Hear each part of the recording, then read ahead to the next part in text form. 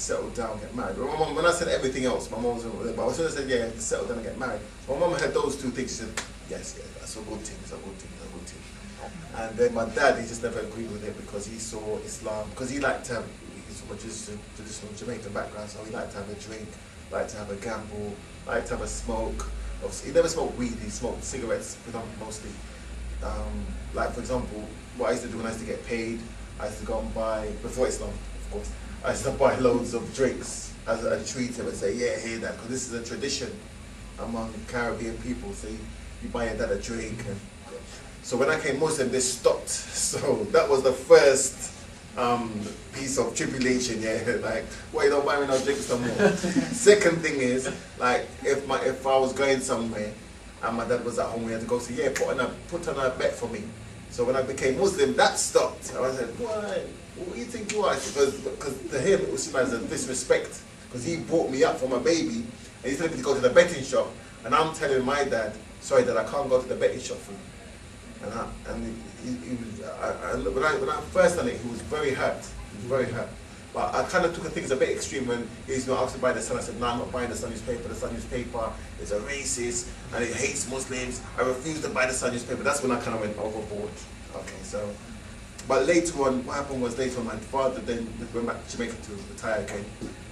I made peace with him because he said that did hurt him when I stopped going betting shop for him, when I stopped buying alcoholic drinks for him. Because even now, sometimes because my friends and my family, when I go to Jamaica, I try and go to Jamaica every year to see my parents. They've gone there to retire. There's a tradition when you go to Jamaica to send back rum for the people that you love and close family friends. So before, when I first used to do it, my dad used to try and talk me into it. Because because you remember so and so from when you was a little youth, they used to come and buy you sweetie. Let's take them one bottle. God don't mind one bottle, one bottle. But I said no, but now my dad doesn't even ask me now. So they're now cool with it. Yeah, so basically the struggles are with family. But what was amazing though, even though my dad never really agreed with it, and he was very blatantly telling me, well, my elder brother who was looking into Islam before me, he found out about Arab slavery. There was a book that a Pan-Africanist writer wrote about Arab slavery. When he read that book, he went off Islam. He said, no, I don't know about Islam, I don't know about those Arabs. So when I converted to Islam, my brother was talking to my dad and saying, no, we're going to do something, we can't make him be a Muslim. And my dad, I wasn't there, my sister told me this. My sister said, like, when you wasn't in, they were talking about you. And my brother was saying that we need to bring in a priest, to rebuke the Islamic thing away from you. And my dad told my brother, leave him alone, let him do what he's doing. So, alhamdulillah, I don't know, alhamdulillah. But the main challenges, I would say, is like when you're meeting new Muslims. And that's the first thing. And second thing is, a lot of the people who are putting themselves to teach. A lot of them, with all due respect, can't speak English clearly, so you don't know what they're talking about. Our politeness, you just nodding your head like this. You don't know what he's talking about. But then when you meet someone who's termed as a so-called extremist, they're the ones who are coming with their clear English. They're the ones, even if you hear a bad accent, but they're talking clear. They're talking to a way that you could understand. The Juma talks, only alhamdulillah I've noticed now recently in the past 4 or 5 years, a lot of Jumas now in English.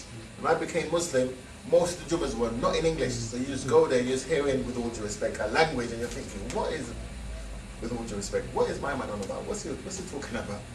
And then you're just there sitting down, and then, oh, Allahu Akbar, Allahu Akbar, Allahu Akbar. But then I learned after a while, to be patient. Then I made sure I went to an English speaking khutbah.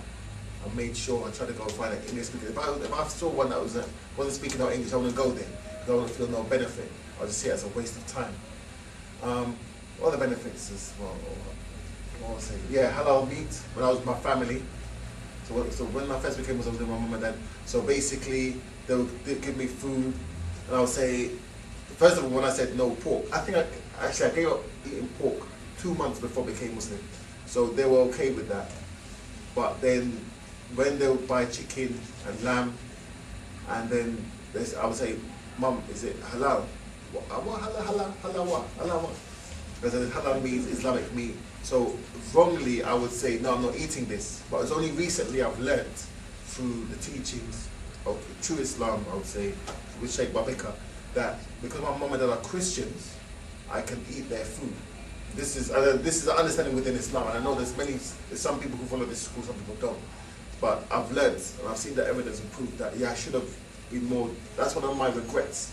And I think if I done that, that would have caused less tension in the home before my parents went back to Jamaica to live. So really, that's one thing, family. But I try my best to be patient, tolerant, loving to my family. Try to hug my mum more, hug my sisters more. There was times I thought I really went mad. I really thought this guy is disgusting. And like, I'll be honest, like before I used to be very self-conscious with dress. So when I would go in some dress, they say, "Are you okay? You're not dressing up." And I'm thinking, "No, I'm just gonna go. It's just I'm not here to please no one. I'm just here just to be a good Muslim." So they thought I was crazy. And then let's be nice and polite. But what wasn't emphasized to us when we was, besides Muhammad Kaja, who used to take me under his wing before I met him, what was not emphasized by other teachers was that to be nice to our family, to be nice to people generally, whether they be Muslim or non-Muslim. I'm not saying that I'm only learning this, I knew this, I know this naturally, but it's not being taught to new Muslims.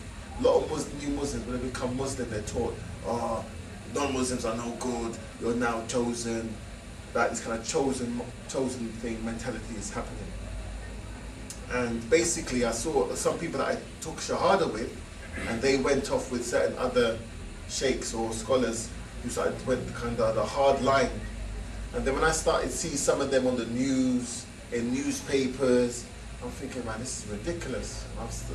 Because I used to see this regularly, right, I said to myself, now I need to do something. So me and a group of people started up this thing called the Salam Project. So basically it's to promote positive initiatives in the inner cities, because we saw many reverts, especially African Caribbean reverts, being used as stool pigeons, stool pigeons by certain people to, for example, there's certain so-called extremist sheikhs you would see on television, right? They don't get arrested, but I would see followers